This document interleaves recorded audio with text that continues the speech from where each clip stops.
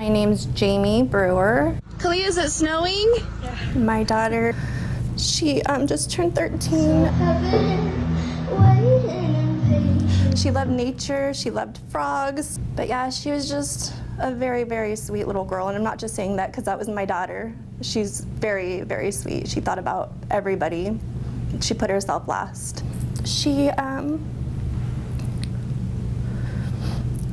was battling a little bit of depression and some anxiety issues. And on June 24th, she took her own life. And I walked in and found her. It's something we talk about all the time. The statistics, the number of people, the number of children who take their own lives. It's hard to sleep, first of all, but every morning you wake up, that's the first thing you think about. Is how you can't tell her good morning. You can't, you can never see her again, and you always feel like I still go, to say something about her or to talk to her almost, and she's not there. According to the latest data from the CDC, in 2021, more than 48,000 people killed themselves. That number jumped by 2.6% last year, when nearly 50,000 people took their own lives. There's so many people, so many of those are kids out there that they need help right now. Here in Oregon, a report released by Lane County Public Health dubbed Suicide in Lane County tells us the numbers in our state are astronomical. According to that report, Oregon's suicide rate has been consistently higher than the national average for more than 30 years. This report also says between 2000 and 2020, 1,458 people died by suicide in Lane County. And in Oregon as a whole, in 2021, there were just over 18 deaths for every 100,000 people. We rank last in mental health care funding around the country. We're first in addiction. Dan Isaacson, a local advocate for mental health awareness, says this year alone, 8 children, 8 have died by suicide. Well, I think oftentimes we're at odds because we're living in conflict with our values. But that's changing, right? I mean, we go through our lives thinking that this is normal, and it's just not. This summer, Governor Tina Kotek and the Oregon legislature signed 6 bills to address what some call the behavioral health crisis in Oregon. $7.7 million going to child and adult suicide prevention, $4.9 million to community mental health programs for jail diversion services, and much more. It's a drop in the bucket. It took 40 years to get to this point. It's not going to be a one legislative session to get out of it. It's going to require a consistent change in the way that we think about the problem rather than just throwing money at it. Isaacson and others say talking about it in our own homes, with our friends, our families, will help destigmatize suicide.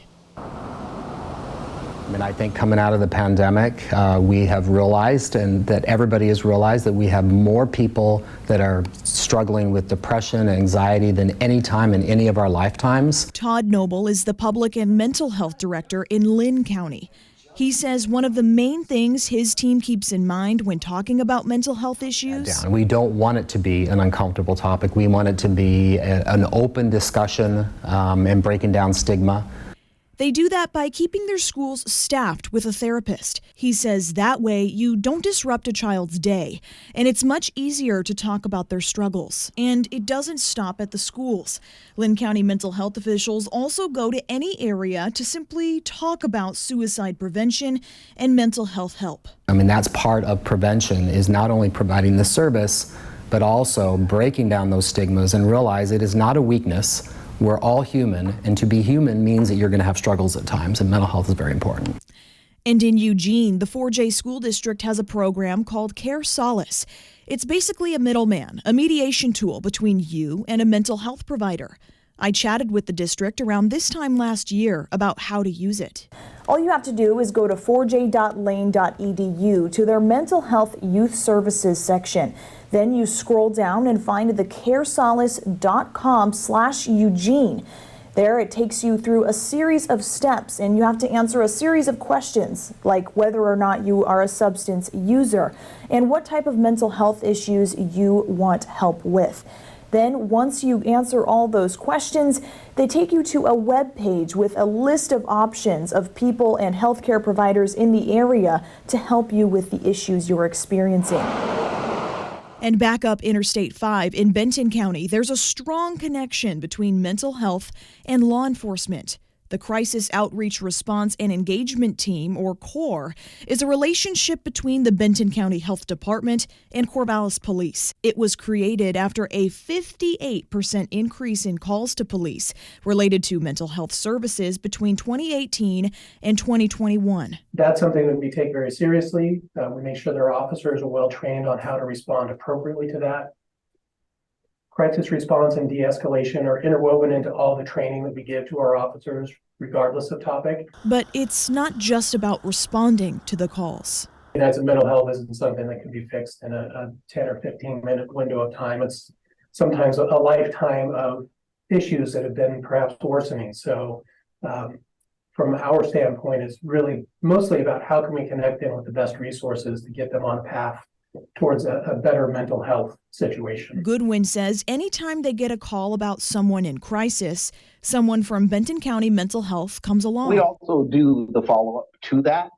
And if we were on site, we send 1 to 2 people, one qualified mental health professional or licensed practitioner, do the safety and risk assessment, because our same bar is that of the, police departments and sheriff's departments, law enforcement in general, the imminent risk and dangerousness for us to actually take any action.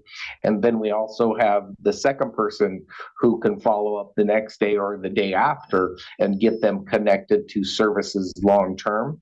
As we're finding out, whether it's affecting kids in school or adults suffering from addiction and homelessness, mental health issues affect a lot of us. Let's take another look at that report from the CDC. It tells us people between the ages of 25 and 65 and up are at higher risk for suicide. We had, I would say at one point, we had 7 or 8, this was a few years ago, 7 or 8 completed suicides by older adults all around the same time period. David Giels is the behavioral health director for Coos County. He tells me they tried looking into what may have caused so many people to feel like they wanted to take their own lives. And we did an analysis to try to understand what was going on. Most of these individuals didn't reach out for help. There was no obvious indicators that they were at risk. Most of them had seen their primary care doctor within the last month or two. None of them had any significant health concerns either. And so it was really hard to understand how we would be able to intervene. Their conclusion? A lot of times people that are at risk for suicide, they can be very quiet about it. And if there's not a lot of social people around them that might notice or engage, it can go unnoticed. I mean, it only takes a second to end a life if you want to. Nobody knows. It really does. So there's a lot of information to go over here. Coming up in the second part of this special report tomorrow night at 6, we'll hear from a local comedian who's using his lived experience with suicide and depression to help others.